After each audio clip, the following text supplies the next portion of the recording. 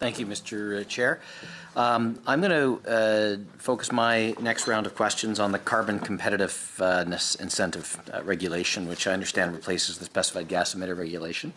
Make sure I'm clear on what we're discussing here. So I just want to learn a little more about the mechanics of how this all fits together in terms of how it contributes to emissions reduction. And one of the questions I have as I look into this a little more, that I guess I want to avoid some unintended consequences in terms of perhaps if a business model of how an organization chooses to arrange its affairs may or may not fit with the regulation as it's currently worded. So I'm just curious, if a company were to set up its own, say, cogeneration facility, and that's its own thing, versus contracting with another company to do its own, to do essentially the same thing, are those two things treated the same within the regulations, or does it need to be within your own sort of business structure? I'm just kind of curious how that works in the regulations. That's a very specific question, honourable member, speaking to how the compliance payments are done and what is counted and what is not. So I'm going to defer to ADM Mike Fernandez from the Climate Change Office, who has been the lead on developing these regs. Thank you and good morning. And again, my name is Mike Fernandez with the Alberta Climate Change Office. If I understand your question correctly, regardless of who builds the cogen facility, it would have an owner. It would have a regulated approval with us. It would have a facility ID. So the owner and operator of that facility would be subject to the CCIR. They may be contracting it out to a neighboring facility or another owner operator at which they're within the ring fence, but that would come down to a pure business relationship.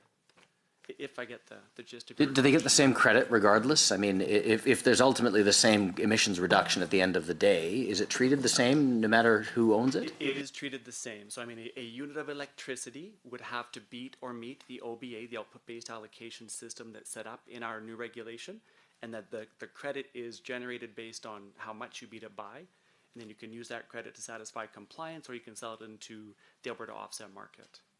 So thank you very much for that. Appreciate that. So the credits themselves, can those credits be used exclusively to address your obligations, or can credits only be used to satisfy a certain portion of it? Is cash required?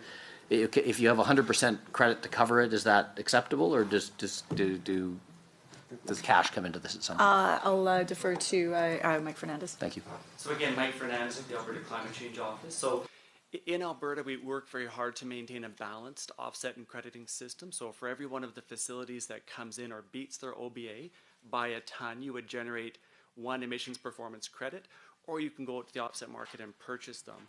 When it comes to satisfying compliance, there is an annual cap on how much compliance can be satisfied through the use of offsets or EPCs. I believe this year it's 50% in the 2018 calendar year, and then it will escalate in 2019 and 2020 by, I believe, an additional 5%, so that by the time you get to the 2020 compliance year, you could use 60% of credits to satisfy your compliance to the province. So you're confident that there is a sufficient market for those credits? You're not concerned the lack of demand credits that do exist would perhaps be diminished in value, that you're satisfied there is in fact demand for those credits? I'll defer to Deputy Minister Denhoff on this. Yeah, we are. We've done quite a bit of work in the last while to assess the demand, and as I say, part of it is the increasing interest on the methane offset side, but also generally companies are keen to use the offsets to meet their compliance costs because it's a cheaper way of them meeting the compliance costs. And so the uptake we forecast over the next several years, and it looks fine. Okay, thank you very much. I appreciate that. Thank you for those answers. I'm going to flip back to some discussion of flood mitigation. And it was actually the member for Calgary-Glenmore who had asked an interesting question I wanted to just pick up on, because you'd listed off a number of initiatives within your ministry that you're funding related to local flood mitigation, specifically in Calgary. And one of the ones you'd mentioned was Heritage Drive, and I think you also mentioned upstream at Glenmore Trail. I guess I'm just curious, because it reminded me of a question a constituent had asked me. As the City of Calgary raises the gates on the Glenmore Reservoir, of course that's going to raise the water level of the Glenmore Reservoir. One of the concerns was that would perhaps create some risk in other parts of the reservoir because the water level is higher. Is the Heritage Drive flood mitigation project or any of the projects that you discussed earlier today related to that City of Calgary project to attenuate any potential risks of raising the reservoir as a whole? I think that's a level of detail, honourable member, that is beyond my brief. And so our folks from the ACRP division can follow up with your office on that specific query. Yeah, I would appreciate that, because it did certainly raise that. It twigged something that a constituent had raised for me. I would surprise me very much, frankly, that there was not that level of consideration. I don't think you're going to raise the reservoir at one place and not think about the fact that may have some knock-on effects, but I just wanted to raise that. Continuing on then on flood mitigation, and again, I just wanted to pick up again on something you'd said yesterday as it related to the floodway mapping in Drumheller and the regional municipality of Wood Buffalo. You'd said that there'd be a 2-year delay in the effective date for those regulations to allow them, in the case of Wood Buffalo, I believe, to recover from the fires, and Drumheller to accommodate certain legacy developments there. But what I'm not really clear on is what happens after 2 years. So if we're continuing to allow those areas to develop, what happens? What changes in 2 years' time? I wasn't clear on that. Well, I think, as the member knows, we still do not have a flood development regulation, and in the meantime, municipal bylaws prevail, and it would allow those communities to make further progress on possible use of special policy areas and so on. I think it's so the flood development regulation development is a shared responsibility between municipal affairs and environment and parks. If anything is done, it will be done in robust consultation with the affected communities.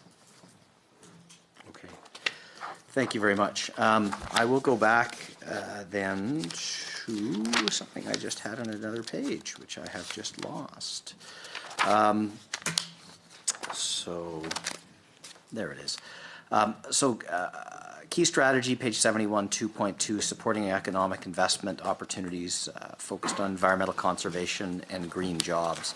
You have spoken a bit to it already, but I'd appreciate more clarity on exactly how you determine which projects to support, either through ERA or any other means. And I know this ties back to the $1.4 billion, which again is a substantial amount of money.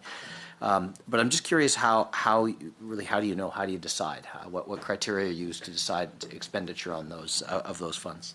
Well, as we indicate, we do have the Climate Leadership Outcome Framework that guides many of the program decisions that we make, and it really, climate policy is complex, for sure. But as we discussed with the Auditor General, there are only so many emissions reduction opportunities, and they that are economically achievable, and they prevail across jurisdictions. So they're usually in things like renewables, electricity, in large and small scale. They're in energy efficiency in your building stock, but also your industrial processes. And then they're in your transportation sector. And really, those are the big pieces. Now, in Alberta, we have a situation where we didn't have efficiency programs before, and so we have some really low-cost emissions abatement opportunities there. We also burned more coal than in the rest of the country combined. Really low cost per ton emissions abatement opportunities. Our coal phase-out was about a $10 per ton abatement cost. Contrast that with Saskatchewan's approach to Boundary Dam, which is something north of $100 per ton abatement. And so, these things are fairly straightforward. You can do cost per ton, but also you need to look at what is most deployable and the nature of the economy. And that's why we have focused on oil sands innovation, because they're a good chunk of the pie in terms of our large final emitters.